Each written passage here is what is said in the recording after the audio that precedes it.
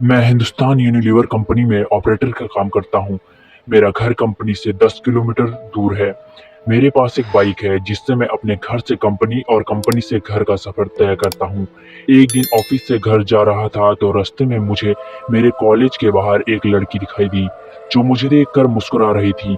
मैंने उसे टालते हुए मैं घर की ओर निकल पड़ा। दूसरे दिन फिर वही लड़की मुझे उसी जगह दिखाई दी।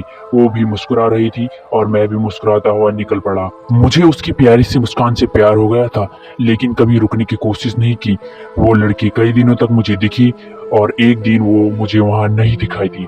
मैं बेचैन हो गया, लेकिन मैं उसके बारे में कुछ नहीं जानता था, न कभी बात की थी, इसलिए उसका पता लगाना भी मुश्किल था। कई दिनों तक उस लड़की के न दिखने से बेचैन रहा। कई बार तो मैं कंपनी से जल्दी निकलकर उसका इंतजार भी करता, वो मुझे नहीं दिखी। एक दिन मेरे मोबाइल पर किसी अनजान नंबर से फोन आया। मैंने फोन उठाया तो एक लड़की बोली। उसने मेरा नाम पूछा और वो मुझसे बात करने लगी और बताया कि मैं वही लड़की हूँ जिसे तुम रोज बाइक से गुजरते हुए देखा करते थे। मैं अचंभित रह गया, इसके पास मेरा नंबर कैसे आया और ये मेरे से क्यों बात कर रही है। लेकिन उसकी मीठी बातों में इतना खो गया कि सब बातें भूल गया। एक दिन उसने मुझे कॉलेज के बाहर मिलने के लिए बुलाया। मैं और मेरा दोस्त हम दोनों बाइक पर उससे मिलने गए, क्योंकि कभी भी मैं किसी लड़की से अकेले नहीं मिला था तो घबरा रहा था। मैं और मेरा दोस्त जैसे ही कॉलेज के बाहर पहुंचे तो वह लड़की कहीं पर भी दिखाई नहीं दी।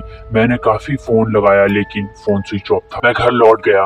घर में घुसते ही उसका फोन आया तो मैंने गुस्से से कहा, हम वहाँ पर आपका इंतजार कर रहे थे, आप क्यों नहीं आए। तो उसने कहा, तुम अपने दोस्त को साथ क्यों लेकर आए थे, मुझसे अकेले मिलने आना। मैंने कहा ठीक है। अगले दिन सुबह सुबह मैंने उसको फोन लगाया लेकिन उसकी मम्मी ने उठा लिया। मैं एक बार तो डर गया, लेकिन कॉलेज के प्रोजेक्ट का बहाना कर उससे बात करने को उसकी मम्मी से कहा।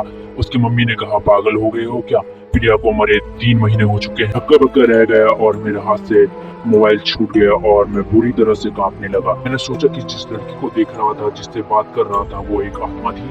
मुझे फिर भी विश्वास नहीं आया। मैंने अगले दिन फिर प्रिया की मम्मी को फोन लगाकर सारी घटना सुनाई तो उन्होंने कहा, मेरी बात पर यकीन ना हो तो मेरे घर आकर देखो।